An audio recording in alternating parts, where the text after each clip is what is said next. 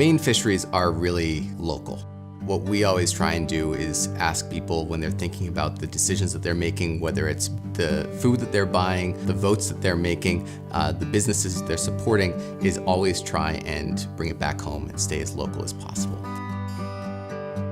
And it really is important to think about who's catching your fish, who's catching your lobster, who's catching your seafood, and trying to support local communities, but also people who are doing things the right way. Maine is a pretty amazing spot, and we're known throughout the country for our lobster. And that's only a more recent fishery that's emerged in Maine. We've always had lobster, but for a lot of our coastal communities, they were built on the backs of other species. We're trying to make more people in our communities understand the importance of our marine resources to our communities.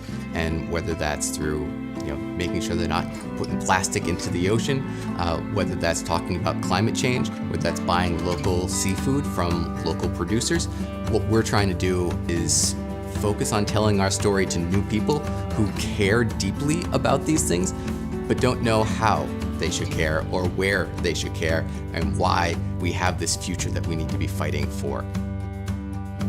We always try and encourage everybody when they start thinking about what they're putting on their dinner plate to take that next step and think through, how do I support local fishermen and Maine fishermen. And there's this great author and chef, Barton Seaver, who has a fantastic line that food comes from farmers and fish comes from the ocean. We have to remember that there are people who are going out there and providing this fantastic seafood for both our local communities and the nation at large.